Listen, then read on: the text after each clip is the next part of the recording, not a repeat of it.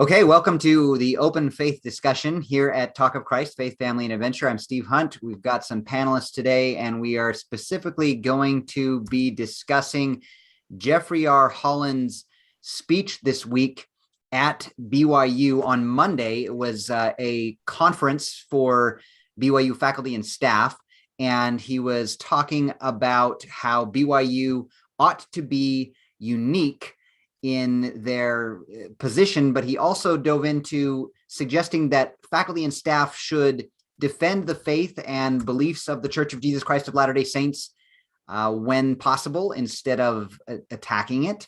And this speech has gotten a whole lot of attention for, as far as BYU speeches and speeches of the leadership of the church go, in the news media and otherwise, because there was a focus for several minutes on the talk on LGBTQ issues, and Elder Holland encouraging the faculty and staff to defend the church's position in this area instead of attacking it and being divisive, and basically suggesting that the LGBTQ supportive flag waving and parades, and any time that a faculty member publishes a stance kind of against the church, is probably inappropriate. And so that part of the speech has gained a lot of attention and attacks, quite frankly. And so we kind of want to discuss that here.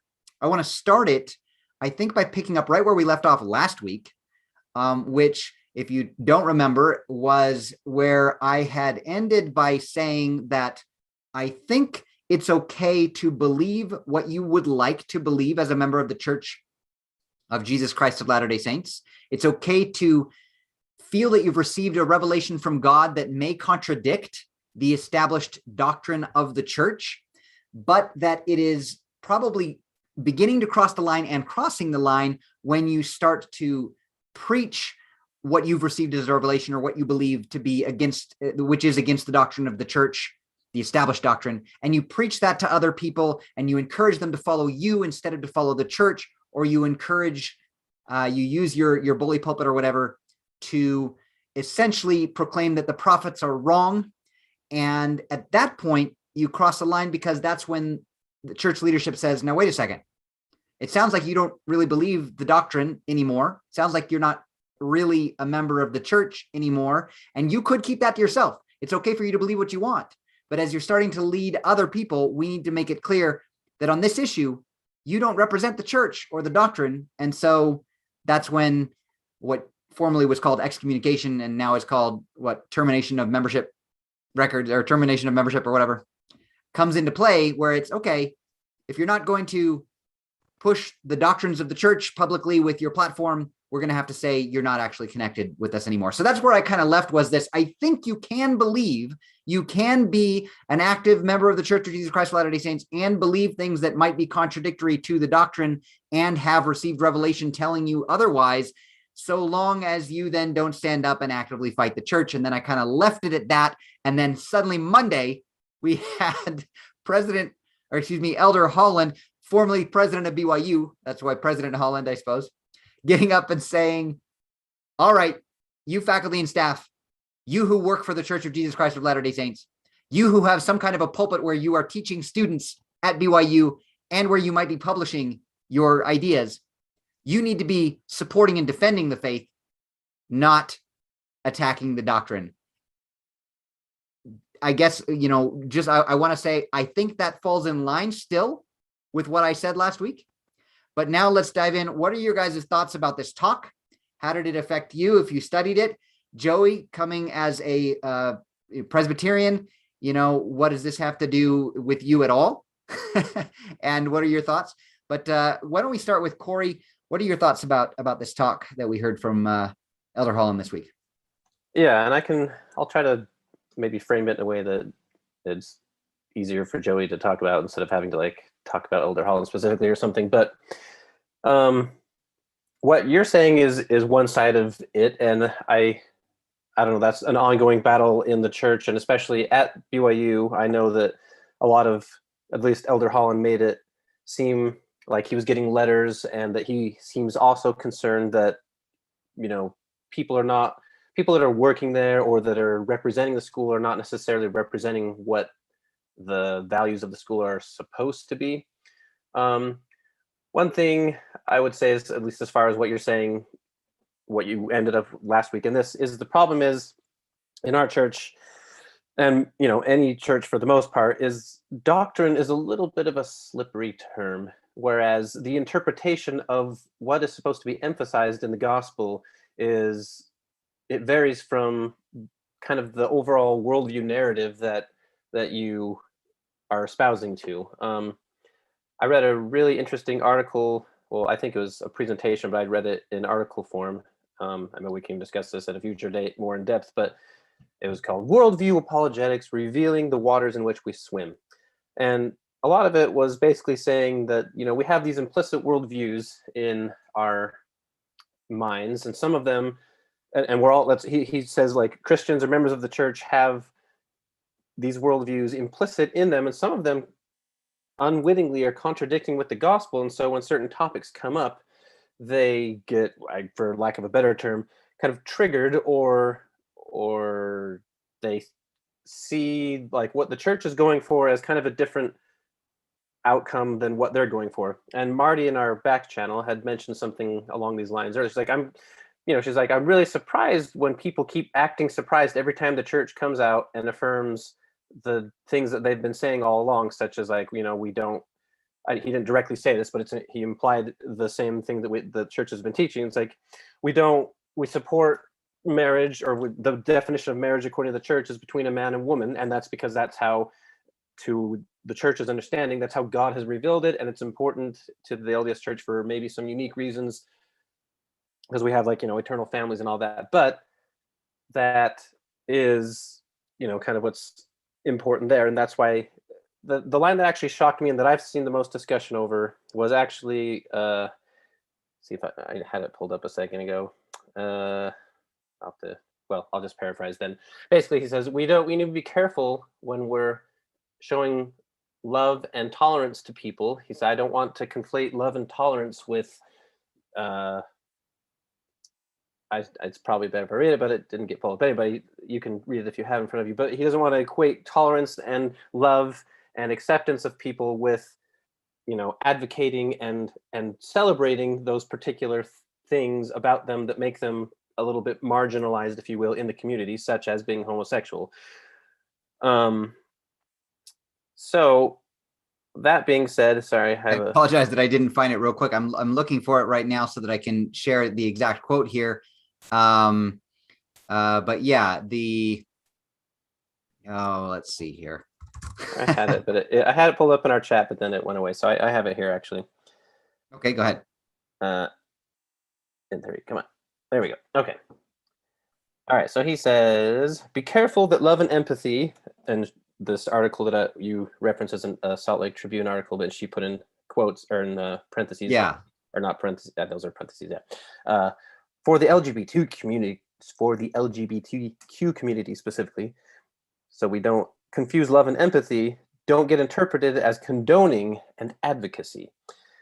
And so she concludes at the end of that article that basically what he's saying with that type of response is that, hey, if you're LGBTQ and you want to be in this church, you are not valid, you are not welcome, and we don't want you to be your authentic self in our pews, meaning you're going to have to mask your homosexuality, or you're going to have to live a life that's not who you really are. And what I'm getting at with those worldviews, things that, well, the thing that now stuck I'm out going to interrupt you really quickly ahead, yeah. here, because when you read just that first half of the sentence and ignore the second half, you immediately apply the second half, which he says, we also need to be careful that orthodoxy and loyalty to principle are not interpreted as unkindness or disloyalty to people. And so right in saying, wait a minute, I just heard you say in the first half to be unkind and disloyal to people.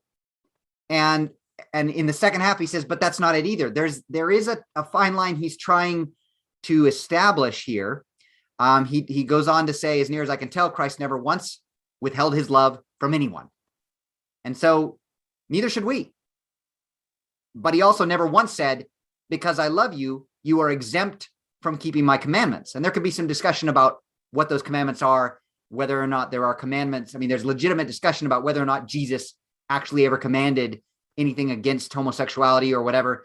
But the point is that this much is true. If you believe that these are the commandments and that it would hurt you and or hurt others to follow those commandments, or that it's not in accordance with God's will or God's plan, then you're encouraging people to follow the commandments, I suppose, out of love and out of concern, genuinely. And again, though, the point is that what I'm saying is that, he's got two halves of the sentence. Yes, we need to be careful that our love and empathy don't get interpreted as condoning and advocacy for things that would, I suppose, hurt you or prevent you from your eternal salvation or whatever, if you believe that.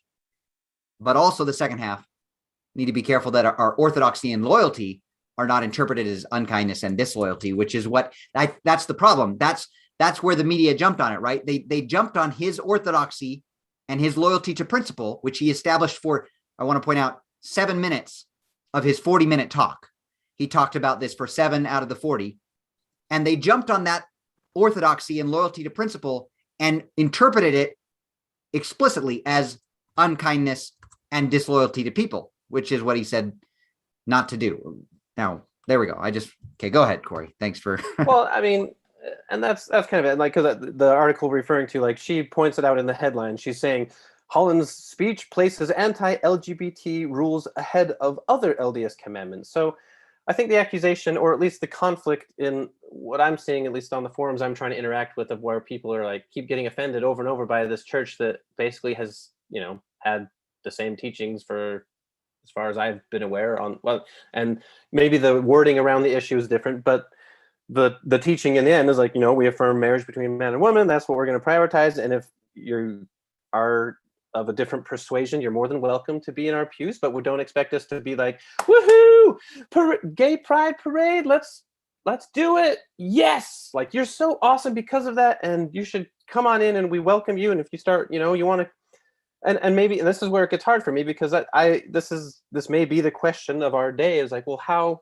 where is that line drawn in Christianity in general? Because can you have it both ways? Can you have,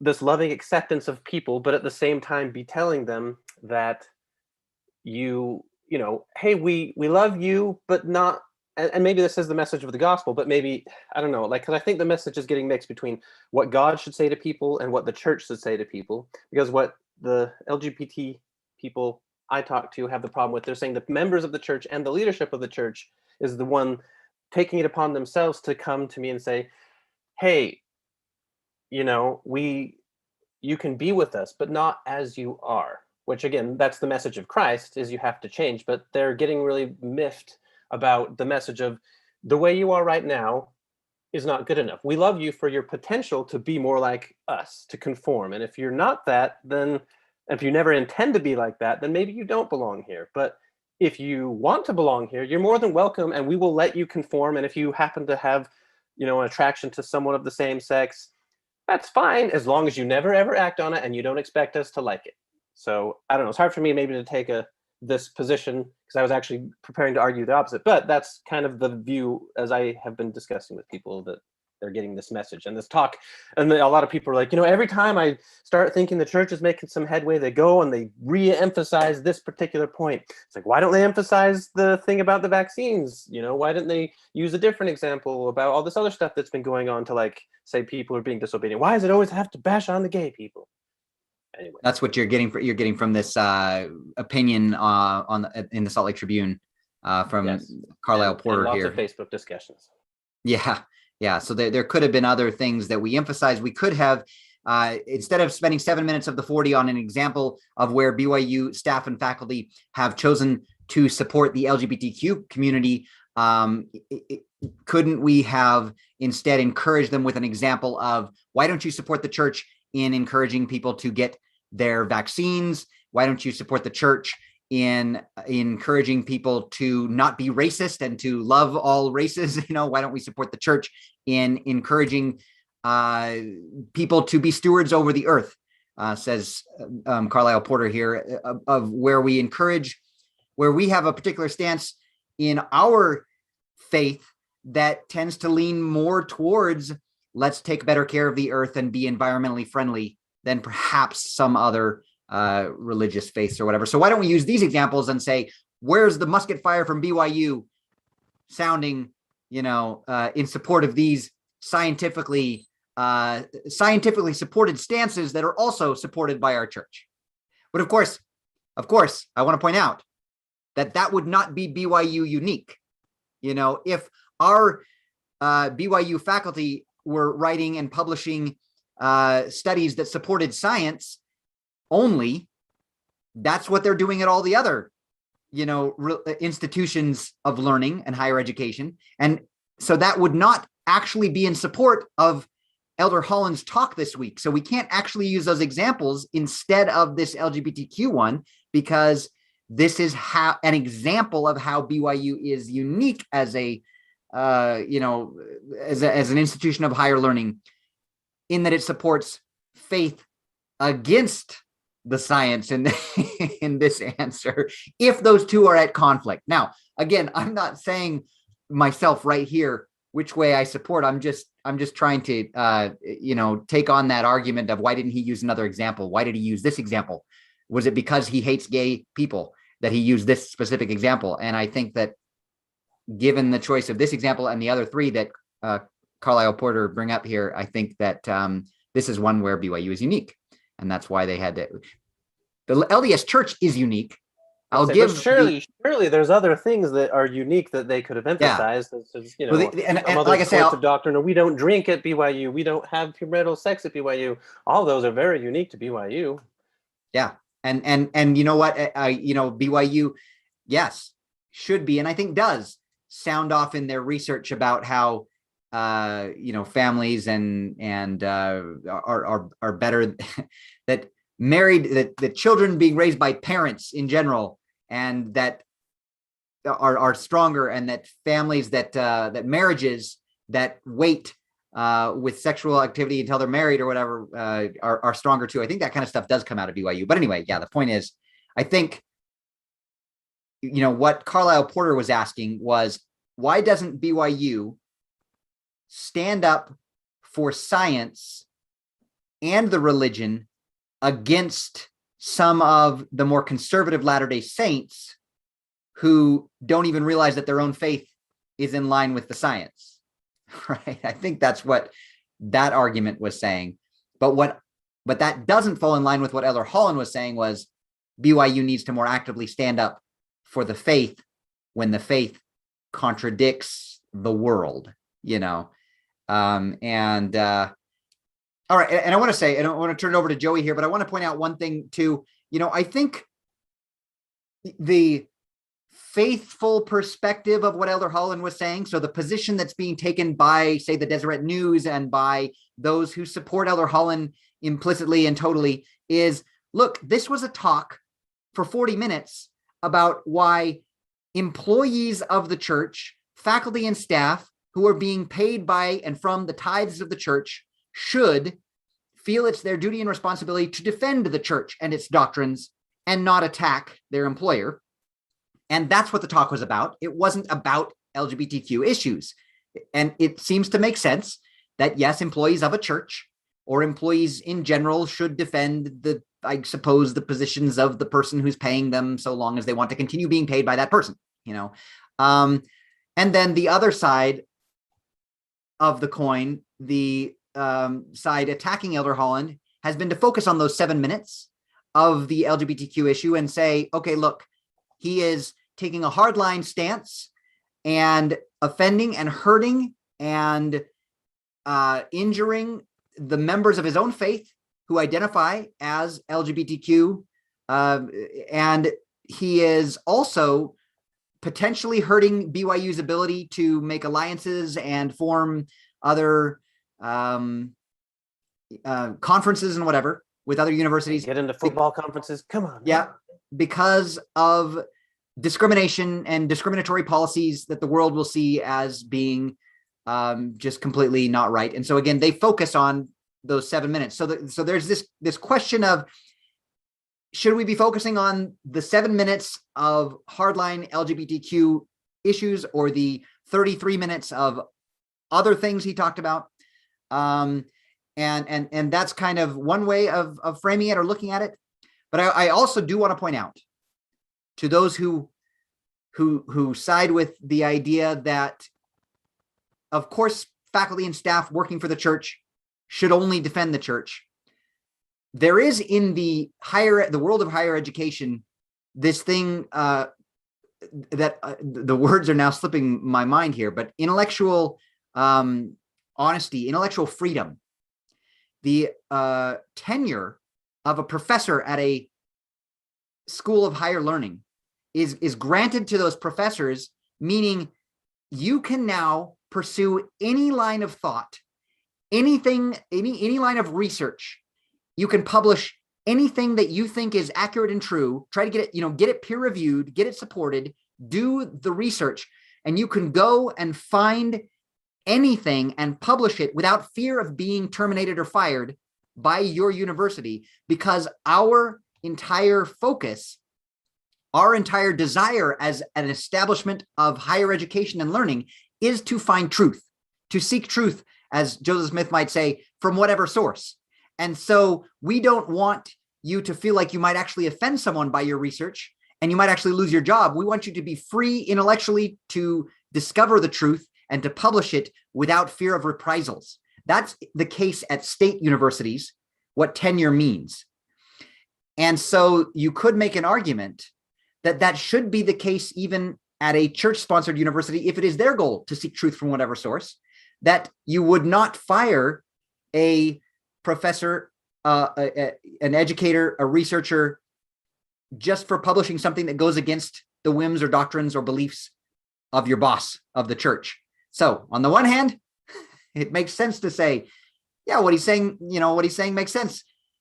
Those who work for the church should defend the church. But on the other hand, those who work for the church should also just defend the truth wherever they find it. And if it disagrees with the church, they should feel free to publish it. And so, Corey, you want to say something, but I want to give Joey. So do you have something really quick? No, that I was just gathering. Joey, what are your thoughts on, as you've watched a little bit from the outside, but thought about this? How does this apply to you? And join in. Yeah, I have lots of thoughts. So I want to, I guess maybe the first place. Well, okay, the first thing I want to say is, like, I really liked something that Marty said, and I'm so sad she isn't here with us today. And I hope she doesn't mind that I'm stealing her words. I'm citing my source. This was something Marty said. She said, like, why is anybody surprised when Holland comes out and says stuff like this? Like, on the one hand, like, this is not newsworthy at all, right? Like, imagine the headline is like, a duck quacked this morning, and it's like, oh my gosh, ducks are quacking? What is happening? Like, of course Holland is gonna say things like this, right? He believes in his own convictions and the doctrines of the church, the worldview of the church, right? And like you were just saying, Steve, like, BYU is a church-owned university. Like, this shouldn't surprise anyone, right? It shouldn't surprise anyone when someone who is actively seeking to contradict the LDS church doctrine and they're working in a faculty position at BYU, that they get fired and or possibly their membership gets terminated, right, in the church. It shouldn't surprise anyone when that happens because it's a church-owned university. Like, my denomination owns a couple of theological seminaries, and if a seminary professor came out saying very liberal, theologically liberal things, contradicting the inerrancy of the Bible or whatever, I would hope that those people would get fired, right? And people coming out and saying, oh, but BYU is a university and there should be intellectual freedom.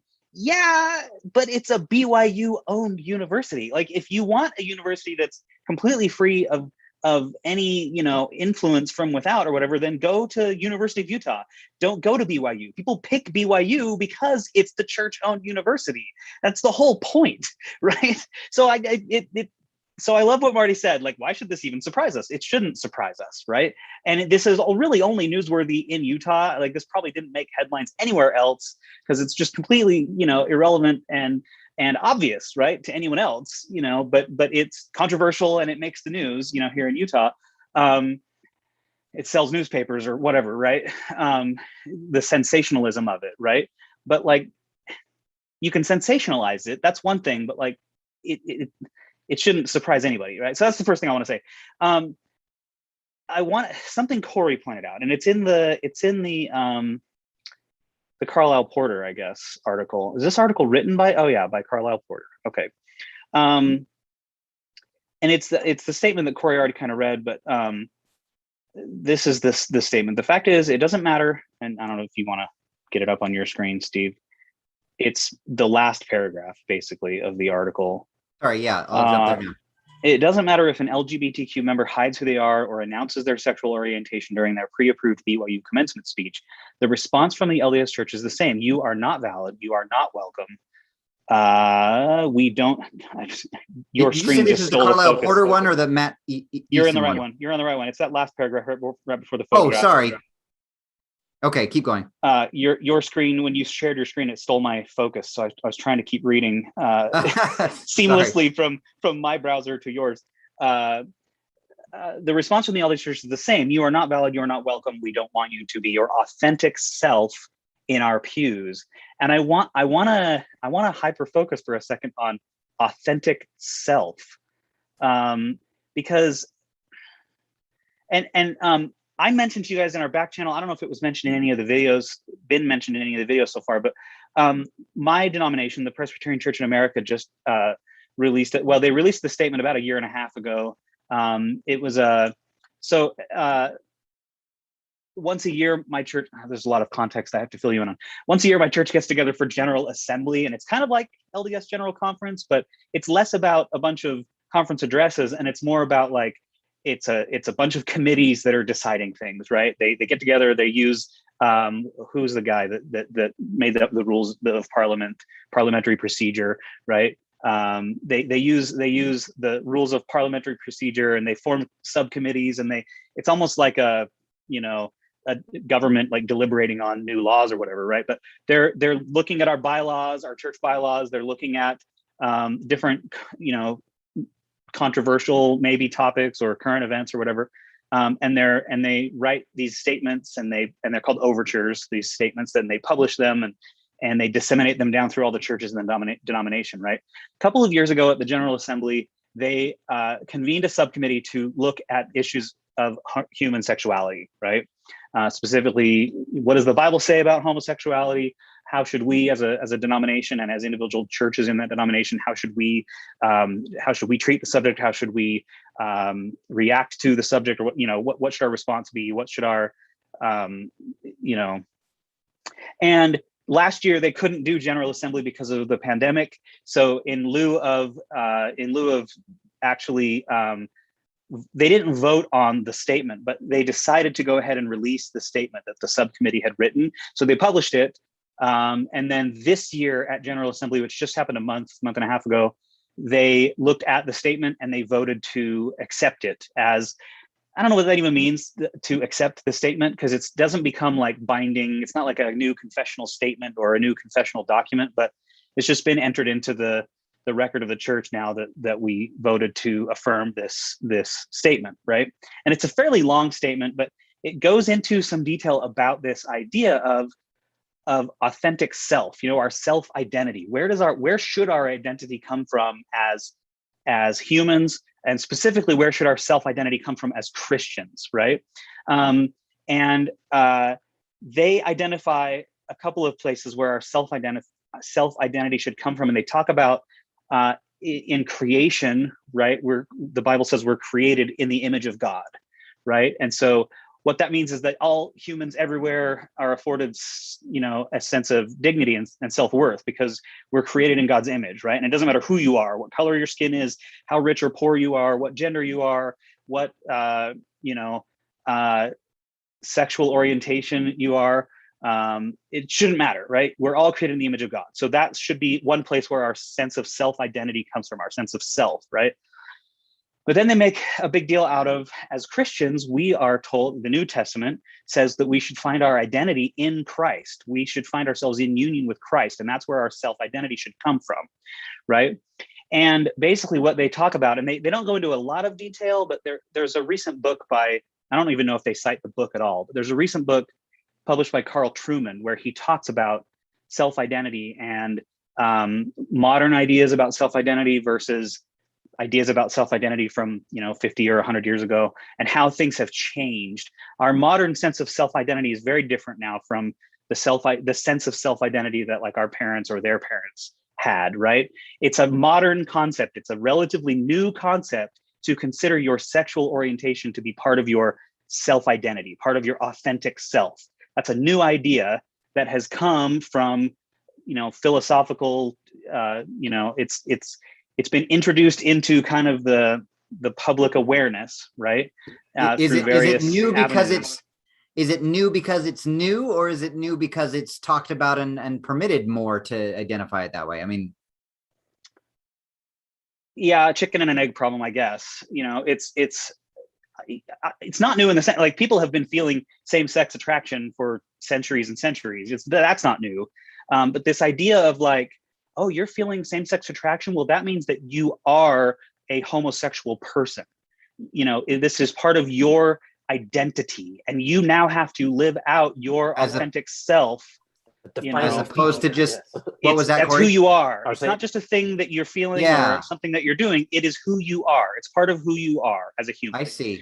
And as you should embrace that. You maybe you felt those things and you can feel that attraction and you're on some spectrum, but you're you. Mm-hmm. You are you, and you may be 90% one way and 10% another way, or 50% one way and 50% another way. But instead we're saying, you are homosexual, and that's in order to be authentic to yourself, you need to live as a homosexual. Right. And so that's the whole social baggage along with it. That's the unstated assumption between that statement, right? Oh, you're not allowed to be your authentic self. The unstated assumption behind that is that your sexuality has something to do with your authentic self, right? The attractions that you feel have something to do with your authentic self. And that's not an obvious assumption. A lot of people dispute that assumption, right? It's one way of looking at who your authentic self is, but it's one way among many different ways of thinking about who your authentic self is. And our modern society has become sort of obsessed with this idea of, oh, sexuality is the thing that identifies who you are, to the exclusion of all these other things that could be, how you self-identify, right? Sexuality has become like this really important thing that defines who you are. And that's a modern idea. I'm going to jump in real quick. It's a new idea. How interesting. I appreciate you helping me to think about that a little bit. Just because, what are some other areas of self-identity that people might choose? And gender might be one for sure. And so might just marital status might be one. Your job and your profession might be an area. Your relationship. I'm a man, I'm a husband, I'm a father. Yeah. I'm a software engineer. Bingo. I'm a YouTuber. Am I a YouTuber? I don't own the channel, but I'm still a YouTuber, right? And I'm a brother to somebody. Like you said, a father. And then hobbies too. I'm a surfer. Are these some a video gamer? Okay. Perfect. And there are so many areas, and the question, American citizenship in a nation is a big self-identity, right? I'm an American. And with the marital one too, you could go in and say, and I'm the husband of my wife, specifically this person, and that's part of my identity too, I guess the question is, do we have to fully live out every one of these things that we self-identify as in order to be our authentic self? Do we have to identify ourselves as each one of those things? Or can we just be, I'm me. Yeah, I like surfing sometimes, which I actually haven't done much of, so no, but I like skiing. I like, I do sometimes like driving nice cars, and sometimes I judge other people for nice cars. I'm me. And so the question is, what's my authentic self car? Anyway, I don't know. And I'm not trying to knock anything. Forgive me. I don't want to oversimplify or whatever, but I do want to that's how I'm interpreting or hearing what you're saying is we as a modern world have become obsessed with identifying who our authentic selves are and then fully living that. And just how important is that? And yeah, go ahead. I want to say that's, I mean, and again, I want to maybe more fully discuss this article that I'll share in the back channel with you, but that's kind of his whole point of that. He's like, well, what he calls expressive individualism is kind of how he identifies that term, this new modern take on like what your whole goal in life is supposed to be. And he's trying to say that it's butting up against the gospel message, or at least what the church views as the gospel message, that we're supposed to be, seeking to follow Christ. And then he has a certain responsibilities that we take on, and if we do those, then we're living in right way with God, and that's the ultimate goal. And it's butting up against this expressive individualism, where the ultimate goal is to be your most authentic self. And then not only that, but this next step that is coming in is to then remake your community in that image, meaning not only do they need to accept you, they're supposed to celebrate your difference. And if you're doing anything short of celebrating that difference, then you're not expressing love in the proper way. And if you're not expressing love in the proper way, then obviously you're in the wrong. And so that's kind of the worldview that he takes on a little bit.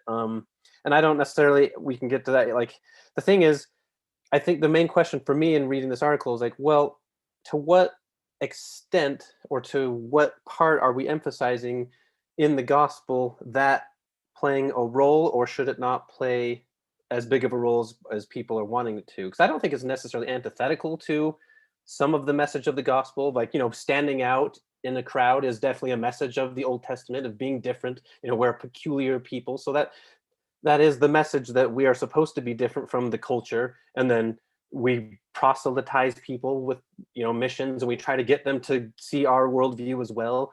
So it's not, it's kind of the same thing. It's just saying, well, this view is better than this view, maybe.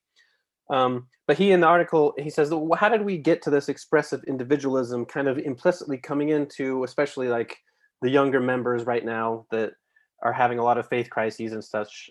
And, there's various reasons for that. But one of those could be, he's positing this idea of this narrative story, because let's see if I can sum this up. So there's everyone, like, all our minds comprehend everything as a story. And he's saying the main narrative of expressive individualism is this: you are you, and you're feeling oppressed in your community. So you go and you have some sort of personal liberation, and then you go back to your community and you remake it in your image. Whereas he portrays the gospel message as the main problem is, oh, sorry, I didn't say so. Oppressive community is the main problem in expressive individualism. And then you overcome that with personal liberation, and the resolution is remaking the community. Whereas in the gospel, alienation from God through sin is the problem we're trying to overcome.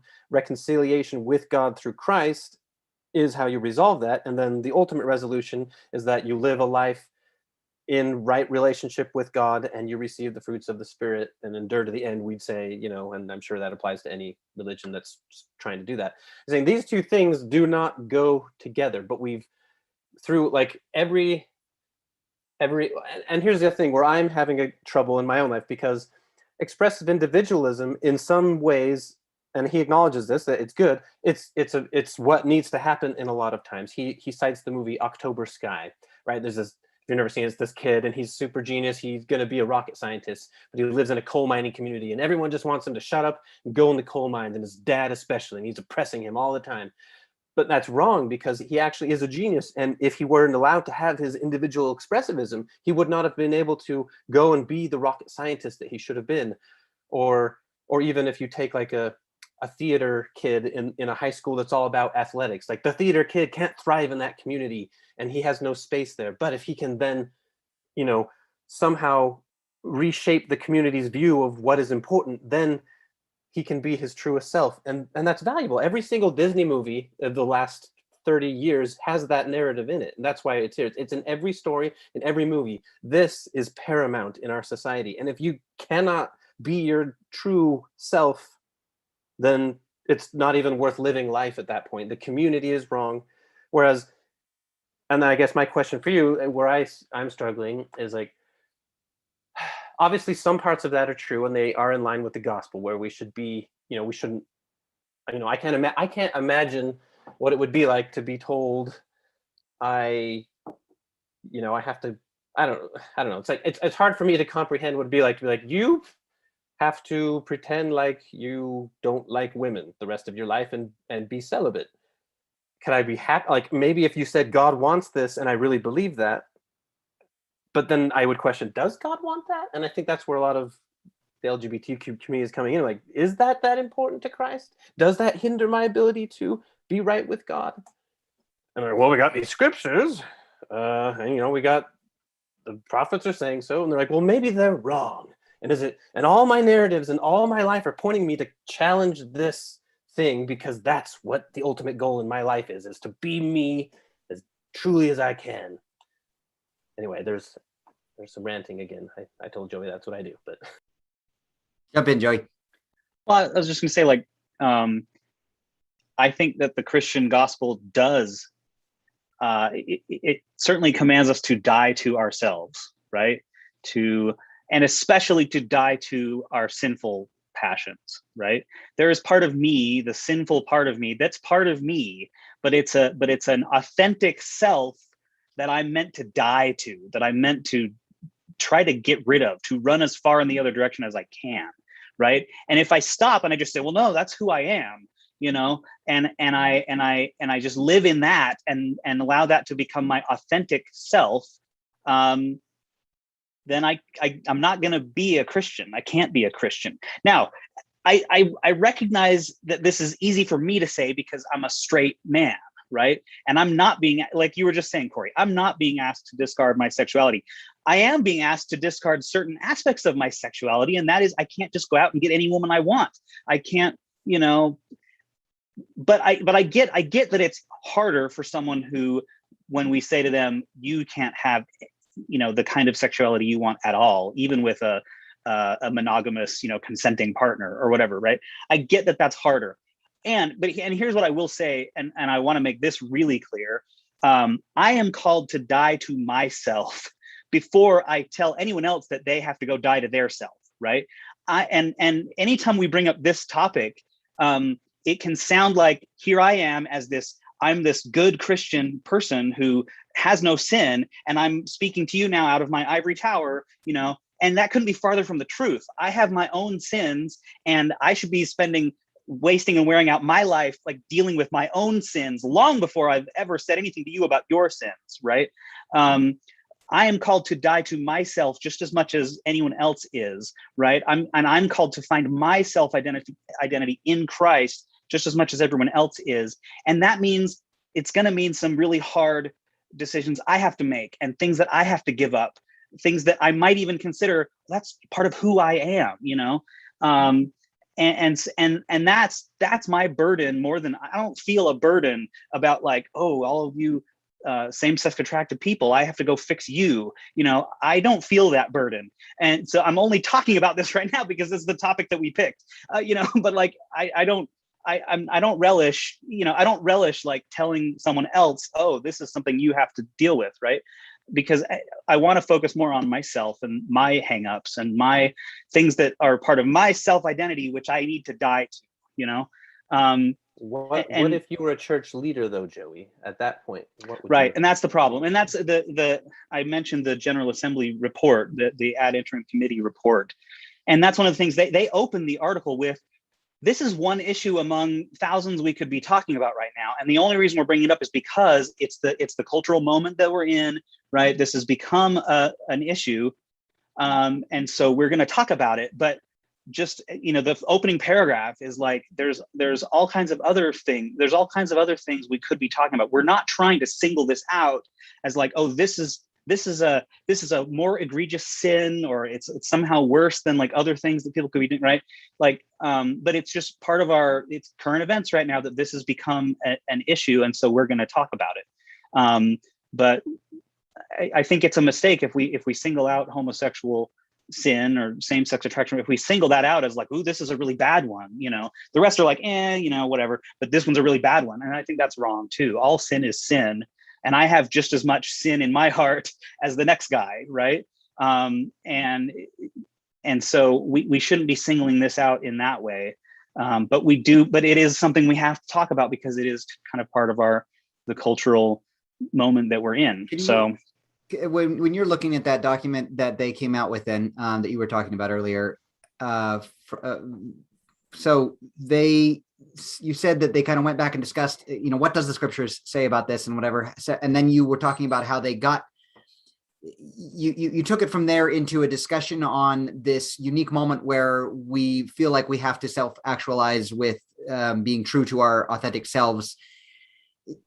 Take a step back from there for a second. Does the document give then some doctrinal reasons and support? Do you recall what that is as far as specifically why we can't or shouldn't encourage the self-actualization on this LGBTQ issue? You get what I'm saying? What did they end up?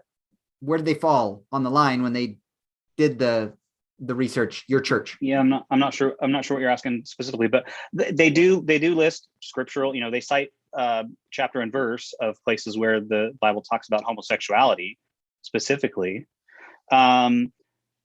There's nowhere where the Bible is going to say, oh, and by the way, don't ever make the mistake of assuming, or don't ever make the mistake of considering your sexuality or your sexual orientation part of your self-identity.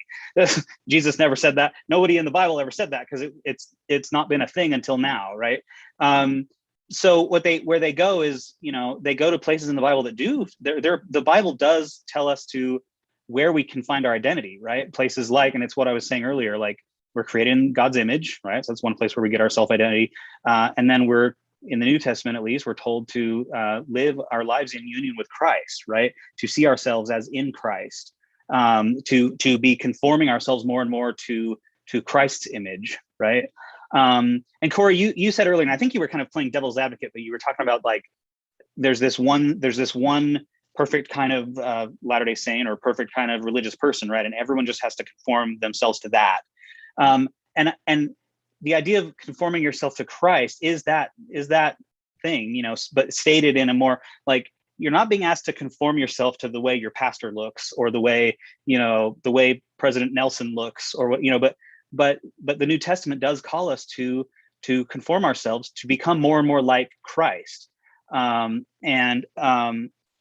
So that's where we're meant to find our identity. So I don't know if you were hoping that's good. I appreciate that. I mean, verse on the opposite, not doing the opposite or whatever, because there's nothing like that anywhere in scriptures, I don't think. But. No, I'm trying to see where the background, the support comes from in these church positions, in your church and beliefs and doctrines, and in mine at the Church of Jesus Christ of Latter-day Saints. And we, like you guys were alluding to earlier from Marty, this shouldn't surprise anyone. Here's the thing. Mm-hmm. We have this position and this belief. Oh, I muted myself there. Sorry. We have. I thought I lost position. You. No, I was on another window and I quickly tried to switch back. Like, did my internet go out? What happened? We have this position and this belief in the church that families are eternal, that we are to become like our heavenly parents, and that would involve having an eternal marriage in the new and everlasting covenant, that in order to attain the highest degree of the celestial kingdom, that we need to be sealed for time and all eternity as husband and wife. And we need to be able then to employ these procreative powers to have eternal children, and in some way, shape, or form become like our Father in heaven, who has a family and his own children. And when you have that kind of an established belief and doctrine, then it only makes sense, and no one should be surprised by the church coming out regularly and reaffirming that belief and doctrine and saying it just doesn't appear to work when you have a same-sex marriage, that you can then be sealed for time and all eternity and have the eternal progression of procreation of children. It just shouldn't surprise anyone. But it does push this question of, where do we get that doctrine? Yeah. Where do we get those ideas that homosexuality, same-sex marriage will not lead us to the becoming like our heavenly parents, where do we get the doctrine of heavenly parents? Where do we get the doctrine of eternal families? Which are things right there that Joey would question himself, I think, and say, yeah, where do you get those doctrines? Those are the doctrines we are using in the Church of Jesus Christ of Latter-day Saints to support a position that gay marriage doesn't make sense with God's commandments. But when you take away eternal families and becoming like heavenly parents and eternal progression and eternal children, even when you take that away, Joey still has a position to stand on where, look, we're still trying to become like Christ and lose ourselves and be one in Christ. And this idea of our sexual identity orientation doesn't have anything to do with that. But will it hold it back? Will it hold you back from being like Christ? It's interesting. Yeah, you're touching on a difference now between your faith and my faith, which is important to call out.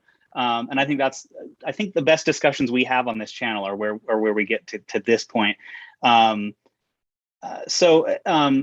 you're right. Like, you guys have there's like a foundational theological, cosmological, right, element to, like, you believe that marriage can last for eternity and that something about marriage is necessary for attaining the highest level of heaven, the celestial kingdom, right? And that there's something about the marriage between a man and a woman that transcends this sort of base, earthly reality, and goes on into eternity, right? And so, and on the one hand, that still is kind of arbitrary, like, well, but I can see why, yeah, it's that foundation, it's that from that eternity foundation that's like, well, that's why marriage on earth is between a man and a woman.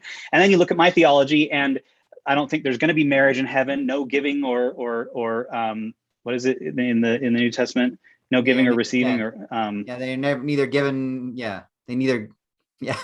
Anyway, yes. I can't rattle it off word for word, but there won't be any marriage in heaven. Marriage ends at death, and when myself and my wife are in heaven, we will know each other, but we won't be married. And so at that point, why does gender matter at all? That's not because, will I even be a man in heaven? Will my wife be a woman, or will we become some sort of androgynous, angelic beings and we won't think about our gender anymore? I don't know the answer to those questions. And I think your point is valid, that all of those questions, you assume though that all of those questions will be dissolved as you are one with God, right? That as you're dissolved into the being of God in whatever way. I think it's like Odo dissolving into the, what is that called? The in Deep Space Nine, the collective, or whatever it's called. He's not becoming the consciousness of God, but he's joining with God in oneness, right? But my point is simply that then I won't be gay, and you're saying that's bad. Is that what you're getting at? That these are kind of silly questions, I guess, is the thing where sometimes I sit and I say, what does an eternal family even look like? How's that going to work? And you've pointed out, Joey, if I don't make it to the celestial kingdom, let's say that we're right. And Joey, you say, I don't make it to the celestial kingdom because I wasn't faithful or whatever. And yet my parents are there and they're sealed for time and all eternity. Will we ever come across each other? And if we do, will I kind of knowingly say, oh, I remember I used to be your child once, that once happened. And the same with you, will you and your wife, in heaven, since you're no longer married, look at each other and say, oh, we used to be married once, how will that even look? How will it even feel? Right. And the thing is, we just don't know. Yeah. And we have this. And so the question though, in at least in my theology, if it's not going to matter in heaven, whether I'm a man or a woman, or whether I'm married or not, because I won't be married, then why does it matter so much here on earth? What's the foundation for why it matters here on earth? And I don't know if I have a super good answer for that. I've speculated in the past. You and I have had conversations. The relationship between Christ and the church is pictured as a marriage between a man and a woman. So I think that earthly marriage and the earthly family structure is not meant to be an eternal thing, but it's meant to be a temporary thing. And it's an analogy for our relationship with God. I think it's an analogy for the creator-creature distinction. And I think that's one reason why it's really important not to get the different genders confused, is because if it's serving as an analogy for the creator-creature distinction, then confusing the genders and mixing and matching things is, you're saying something about the relationship between God and the church, right? You're saying, oh, actually and you're saying what you already say, right? That we are the base, the sort of crude way of putting it is that we're the same species as God, or we're of the same divine race, or I don't know how you would put in a I don't know how to say it other than a crude way, but that there is no creator-creature distinction, and or that whatever creator-creature distinction exists is a quantitative one, not a qualitative one, and what we are saying, I think, when we affirm the biblical, the difference between a man and a woman, and that marriage is only between a man and a woman, we're saying something, because if it's functioning as an analogy for Christ and the church, what we're saying is that Christ is very different from his bride, the church, and you should not get the two confused, right? Christ didn't marry another Christ, and the church can't marry another church. Like, Christ marries the church. So that's the place I draw from, I think, to try to say what is the sort of worldview foundation for only heterosexual sex or only heterosexual marriage. But I don't know. Like, I don't have, like you do, that sort of eternal, like, this is why the earthly relationships are this way because they're that way in eternity. I don't have that same well to draw from, and I acknowledge that. So, well, that's where I think, at least for people I've talked to, that's where a lot of the pain comes in. Because I try to understand, like, what hurts you to go to church, and people are like, hey, we're talking about church. But I think it is, at least some of the people I've talked to, it's this narrative of saying, no matter what you do or how you live your life, because they're accepting this idea, like, well, this is who I am. I am a gay person, or I'm, transsexual, I'm whatever, and that's me. And they're saying, well, to get, like, to be in right relationship with God, eventually you have to be married, and you have to, be this certain type of person, and you're never going to be that. Therefore, you can still go to the second heaven, but you'll never get to the good heaven, and you're always a second-class citizen. And how does that make you feel? And that's at least the way I understand it, is like, that's why some people, I'm not saying that the church makes everyone go to this extreme, but like, that's where possible suicidal thoughts can come from. It's like, well, I cannot ever be what I'm supposed to be according to my parents, my community, and my God, essentially. And therefore, I want to cease to exist. Like, I can kind of get that, even though I take kind of the same line as, like, Steve would say, is like, well, the problem is we just don't know anything. Like, and if you really trust and believe in God, you really think he's going to make you pissed off in the next life that you didn't get your way, or you just trust that maybe it'll work out? And that's easy for me to say. And that's what they tell me. And they're like, well, that's easy for you to say, but I have to deal with this every day, because guess what? The LDS Church has taken a stance on this. Instead of saying we don't know, they said, we do know, and this is how it's going to be. But the problem is then, like you were saying before, Steve, is like, well, when you start to see this, you start to question that narrative and look into it. And if you look into it, you find out it's a little bit messier than that. In fact, it's not one view. There's a variety of views that are equally valid among, the way that our cosmology works out in the end. And some people, like for me, like I like that. I love having more options, saying like, okay, well, I see the problems in this one, I see some problems in this one, but I know I'm not tied to any one of those, and I at least have some idea of where I'm going as a entity. I know what my options could be. Whereas some people see those options and they say, I can't deal with that. You said there was this way, and now it's not that way, and now I don't believe anything. I don't know what's going on. My whole worldview is shattered, and I can't be in this church because it makes me feel like I'm less than everyone else, and so they leave, and that's sad because I don't want anyone. Yeah, is there a place for them? That's hard to know. Is there a place for you in this church? Yes, you can come and sit in the pews, but is there really a place for you? Are you really accepted as what you ultimately can become, or you always just have to be like, if I sit in this church, in this pew, everyone thinks I'm not going to live with God in the end, or whatever.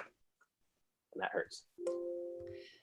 On the one hand, I will, like, in my faith, in my church, we don't have this specific problem, because we don't make marriage between a man and a woman something that is necessary for the highest, self-actualization, or the highest In fact, Paul, says the opposite. Some people are called to be celibate, and that's a valid, way of living your life out in Christ as well. Christ himself was celibate, as far as we know, speculation aside or whatever, right? So we don't have that specific problem, but here's the problem we do have, and here's the problem that I would say all Christianity has, and it's what I was saying earlier. The Bible calls us to die to ourselves, right? There's all sorts of ways that you can express yourself, and that are all equally as invalid as the one we're talking about right now, right? And I believe in original sin. I believe we were all born sinful from birth, and so every single last one of us has some hang up, and a lot of us have a lot of really big hang ups, right? That we're called to die to. We're called to put those to death and become a new self, to put on Christ and become a new self, and I'm, like I was saying a minute ago, I am called to that just as much as someone who's same-sex attracted, or someone who has an alcohol problem or whatever, right? Or someone who has harbored pride or gossip, or name any. There's all kinds of stuff that you can. And so again, I guess I'm just repeating what I said a minute ago. Like I don't want to call out homosexuality as something that's different or somehow worse than all the rest of these. Well, I think it's good. Sorry, the pain, real quick. The pain is still there, though, Joey. Because if you say that to me, the problem is I can stop being an alcoholic. I can stop seeing prostitutes. I can stop sleeping with women. I can't stop being gay if I'm gay. I don't know if you can stop being an alcoholic. I think most people who identify as alcoholics never stop calling themselves alcoholic, right? If you've been through Alcoholics Anonymous, you always, the rest of your life, say, I'm an alcoholic, because that temptation can strike any minute, and you have to be diligent, you have to be, but it's, and here's another thing that's in the ad interim report. It talks about like who we are now is different from the person who we're going to be when we're glorified in heaven, right? We will always, nobody in this life is 100% free from sin. And so there's a way of living your life and dying to yourself, right?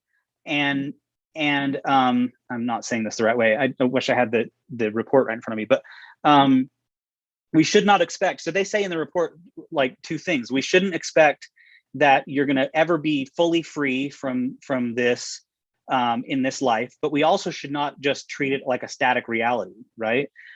Even though you're an alcoholic, we think you can make progress. We think you can reduce the number of drinks, maybe even go completely abstinent from alcohol, right? But you're never going to be fully free of that sin until you are glorified in heaven, right? And yeah, I don't know. I guess I petered out there at the end. I don't know. Is homosexuality in the same class as those things? Is where that's the question. This is me. I am homosexual, and it's freaking awesome, and you should love it. It's not the same as like I'm an alcoholic, and that's bad. Everyone acknowledges that's bad. It's like I'm this. I'm trying to think of another example to where, like, if I made this part of my self identity, and the examples I come up with are like if I decide I'm a murderer one day and that's just who I am. That's a horrible example, because everyone virtually agrees that murder is a pretty awful sin, right? So like, I'm trying to think of another good example that would be seen as all the same sort of neutral as same-sex attraction. And I don't know that there is one, society today. That's the problem. Considered neutral. In the past, it was not considered neutral. It was considered a perversion, right? And people love to pull quotes from 30, 40 years ago where homosexuals are called perverts. No one calls them that today because it's considered offensive in the cultural, where we are today, right? You don't want to say something that's a slur or whatever. And rightly so. We don't want to offend. Yeah, we don't. Rightly so. We're not here to offend people or slur people or anything. The question, comes down to: is there this example of something that? And there may not be one, because you either take the position that, yes, this is part of your identity and you're born this way. God made you this way. And we're talking about, say, your skin color. We could be talking about your gender. We could be talking about your lineage, your genetics, your ethnicity, all those things you don't get a choice about. You're born with those things. God puts you in that gender and ethnicity and sexual orientation and race. And if that's the case, then we should celebrate and glorify what Right. God did to make you this way. Or is it a sin and against, I mean, clearly the church is taking the position that the desires that are placed within you, I think they're taking this position. And I think most people are coming around, whether they're members of the Church of Jesus Christ of Latter-day Saints or otherwise. Joey, you'd have to correct me if I'm wrong, but I think most people are willing to take the stance that at least these desires may be and are something that you can't control, that they're part of you. The question, though, is, do we need to celebrate everything that is part of you and that you can't control, including, and again, this is where you're trying to get at, some other example, some desire that I have for sex outside of my marriage, some desire that I might have for, and this is where it gets all fuzzy, because we're trying to say, well, if God wants us to become heavenly parents, then clearly this can't be a God-given pursuit of our desires, and it just gets all fuzzy because we don't have God in front of us declaring, I didn't make you that way, or I made you that way. We only go with what we have, which is love one another. Love. Stop judging each other. Like you said, Joey, figure out yourself first. Love. And then we also have some verses that say this doesn't quite fit with the plan. And then we got to reconcile those things to love, as Elder Eyring was saying, to love and have the orthodoxy without either one, eating the other one up. And that is hard. I want to real quick on Joey, you're talking about die to your, to yourself, and not necessarily a phrase that I hear a lot in the Latter-day Saint faith, but I get it.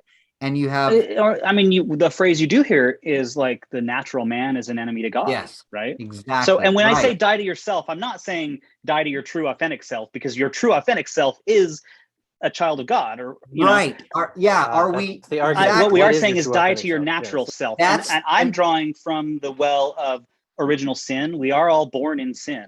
And so I am born with certain proclivities, certain temptations, certain orientations, if I can say it that way, towards sin. I am bent towards sin because I'm a fallen person who's born into a fallen world.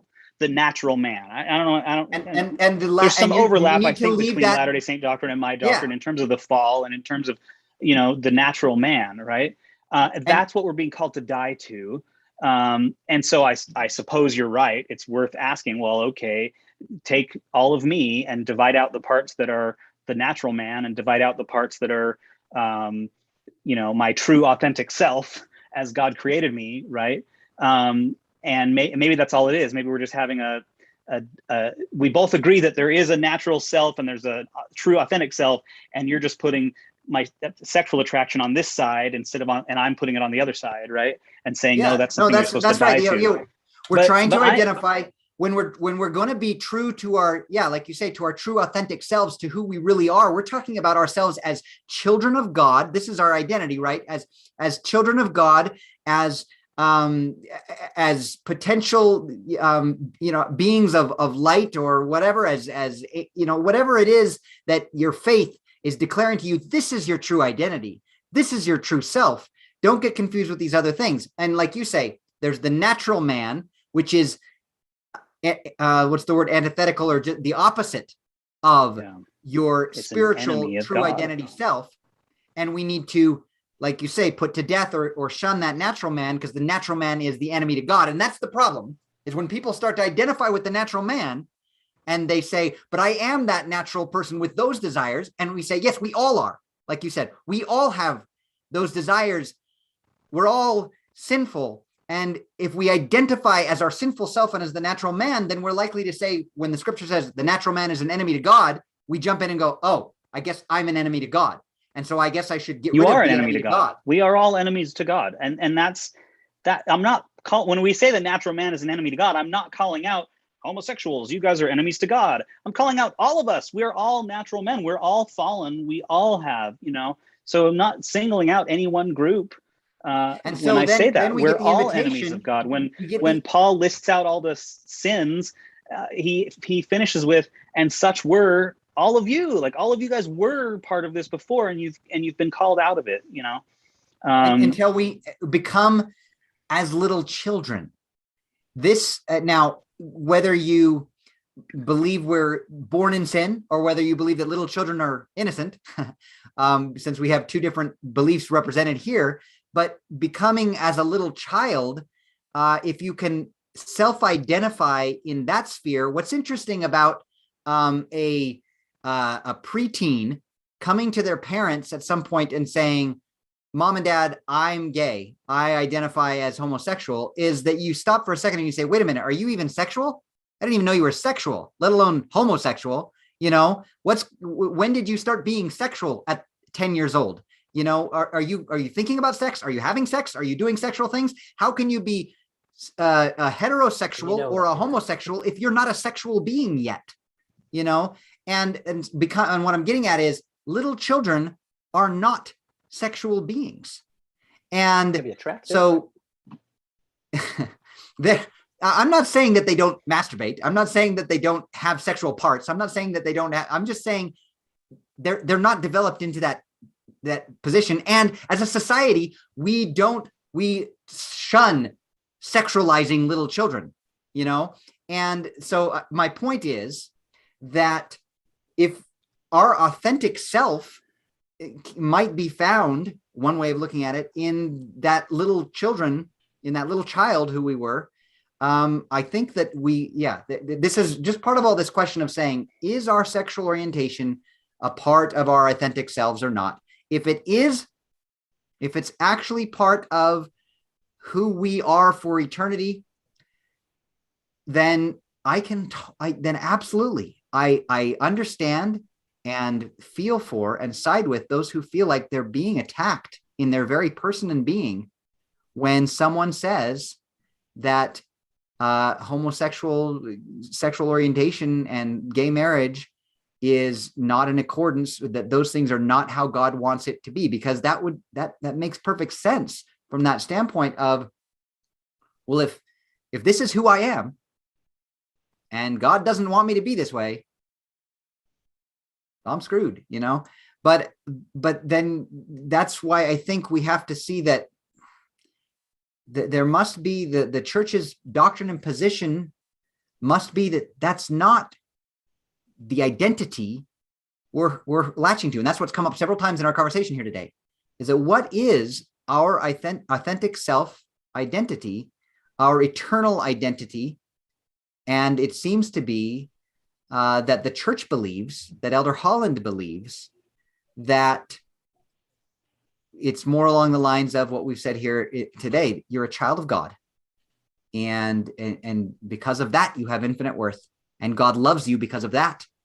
And God sent his son to die for you. For God so loved you and the world that he gave his only begotten son for you, that you might die to yourself, as Joey has said, that you might put off the natural man and become a saint, which means become purified and holy from everything. And like Joey, you've emphasized so many times, and I want to emphasize again, this is to all of us. This isn't to our LGBTQ brothers and sisters. This is, you focus on you, Joey, and I focus on me. What you started with there is how a right understanding of the gospel begins. Oh, I'm a sinner, and this is telling me that I can't be the way I am, and I guess I'm just screwed. That's where it starts. We all have to come to that exact realization at least once in our lives. That I'm not good enough without God. But if we stop there and just wallow in it, oh, I guess I'm screwed. Then but yeah, you're absolutely right. The gospel goes on from there and says, but that glorious little 3-letter word, but Christ came to save people like you. And no matter what you've done or who you are or how you self-identify, Christ came to save you, and it's not going to be easy because you're going to have to change. Some things about your life are going to have to change, and that's true of every one of us. And those things will be hard for you to change. And that's true of every single one of us. You're going to think that God is cutting you back. You're going to think that God he's cutting the natural part of you back, the sinful part of you, the fallen part of you, and but we need to, but all of us, like you say, we all need to come to that realization that is, I'm not enough as myself. I'm screwed, like you said. I can't do it. And then we get the good news. That's what Jesus is for. And let's focus on me. I appreciate that. And I just want to say one more time, like, I realize that what we're saying is really easy for us, a bunch of straight white men, to say this stuff, right? Yeah. I realize that for a long time, and it's not over, right? It's going to keep going. Same-sex attracted people have been beat up on more than other sinners, and when we should have been out there beating up on all sin equally, when we should have been saying, "Lord, forgive me, a sinner," instead of God, instead of trying to take the splinter out of our neighbor's eye, instead of treating the one log in our own eye. As Jesus shares the one praying in the temple who says, "Lord, I thank thee that I'm not like other people, an extortionist, and I'm not an adulterer, and I'm not a homosexual, and I'm not I thank thee that thou made me the way I am," and Jesus says, and the other one's in the corner saying, "Have mercy upon me, a sinner," beating his chest. I do want to be sensitive to that. Like, I have not experienced the kind of discrimination that homosexual people experience. I've not experienced the kind of discrimination that gender queer people experience. So I'm not trying to minimize that or like gloss over any of that. But no, that's inexcusable. It's unacceptable. The hatred, discrimination, that and it's hard because, as we're saying here, the discrimination that we are expressing on this video is we're trying to portray one of discrimination against all of us equally as simply natural men, sinners. Being who we are is originally some kind of enemy to God that is overcome through the atonement of Christ. It's a discrimination against anybody who is not good, and there is one good, and that is God, right? And all of us, and the extra discrimination levied upon or aimed towards gay, and like you say, genderqueer, the LGBTQ community is unacceptable. We're all the same in God's eyes.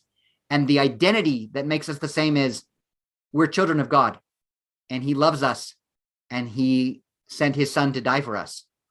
And that is arguably the unique stance that professors and faculty member there at BYU should be taking constantly, is this unique message that will only come from BYU and from no other professors across the country. And that is, we are to follow Jesus Christ, to be one in love, and to recognize that we're all sinners and we need salvation. Thank you for this conversation. And it's been an exciting week to see this kind of debate in the news. But again, I think that we've come here to a point of recognizing that that I really figuring out what is our self-identity, and recognizing that it is that we are children of God, that we are sinners, and that God loves us and has sent his son for us is an important part of this for all of us.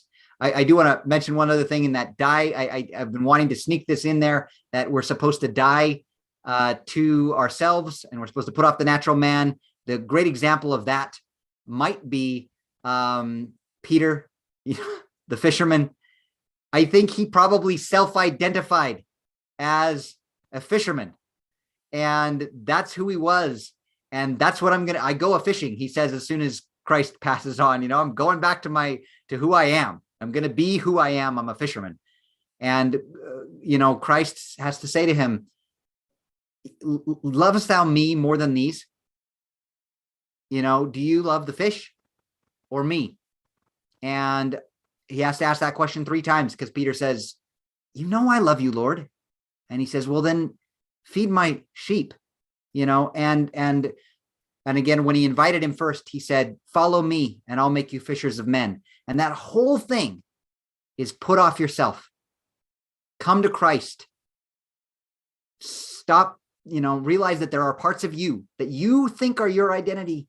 Steve, I'm talking to myself now. There are parts of you that you think you could never part with, but I'm going to ask you to follow me. Do you love those parts more than me?